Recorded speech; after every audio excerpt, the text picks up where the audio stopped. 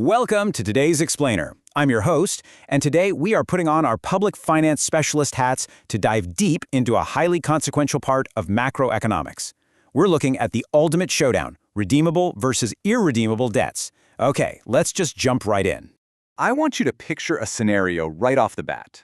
What happens when a government takes your money and literally never plans to pay the principal back? I mean, it sounds like an absolute raw deal for the lender, right? But believe it or not, this is an actual historical mechanism in public finance. Today, we're skipping the standard agenda and diving straight into the deep end of how nations manage or totally mismanage their massive financial obligations.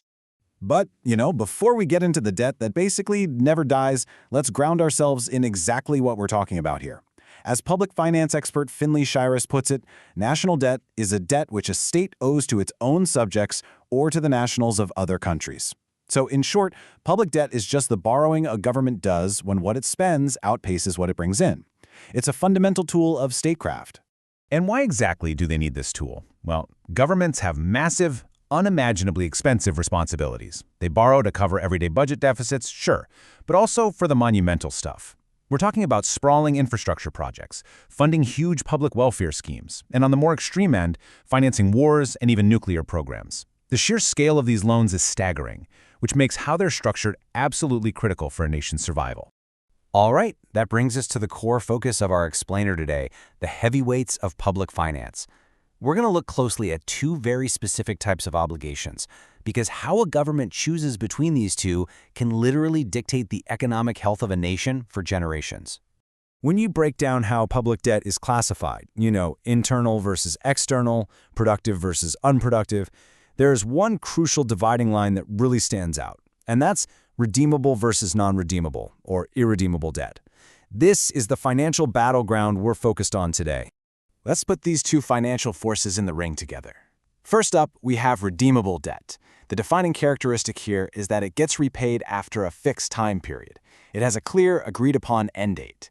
In total contrast, we have irredeemable debt, and the definition here is pretty stark. The principal is never refunded. Let that sink in for a second as we unpack how each of these actually works in the real world. So let's break down that first category, redeemable debt, which is also known as a terminable obligation. This is the standard, conventional type of debt most of us are familiar with in our everyday lives, just scaled up to a massive national level. The really crucial thing to understand here is the life cycle, and it's remarkably clean and predictable. Step 1, the government borrows money from the public or from institutions. Step 2, regular interest is paid out to those lenders over time.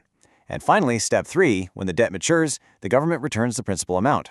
These are explicitly called terminable debts because they are repayable by the government after a fixed period of time.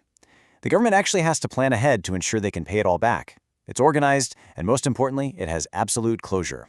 But what happens when you completely remove that closure? Well, you enter a much more intense financial reality with irredeemable debt. It's essentially a perpetual machine. If redeemable debt is a standard loan, irredeemable debt is a completely different beast entirely, and it fundamentally alters the whole relationship between the borrower and the lender. Diving into Section 3.3 of our source material, we see that by definition, irredeemable debt is debt whose principal amount is not refunded by the government. Now, just to be clear, the government doesn't just take the money and run.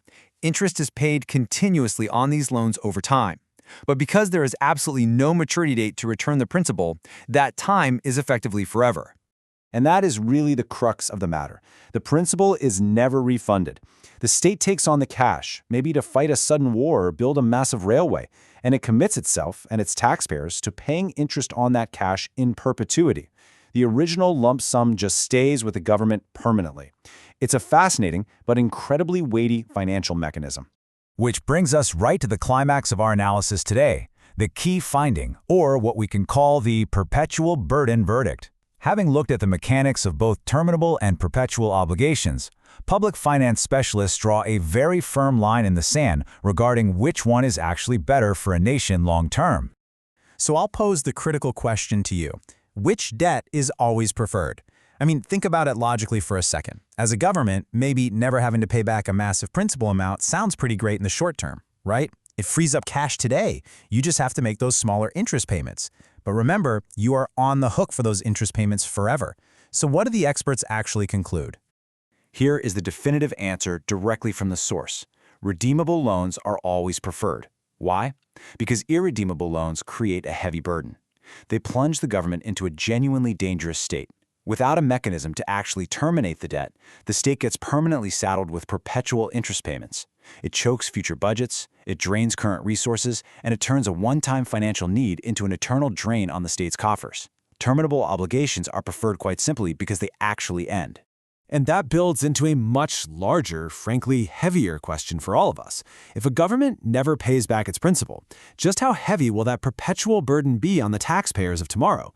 Every irredeemable debt taken out today is an unbreakable promise that future generations will have to foot the interest bill for something they might never have even benefited from. It's a profound thought to leave you with, and it definitely changes how you look at the structure of government spending. Thanks for joining me on this deep dive into public finance. Keep questioning the numbers, and I'll catch you on the next explainer.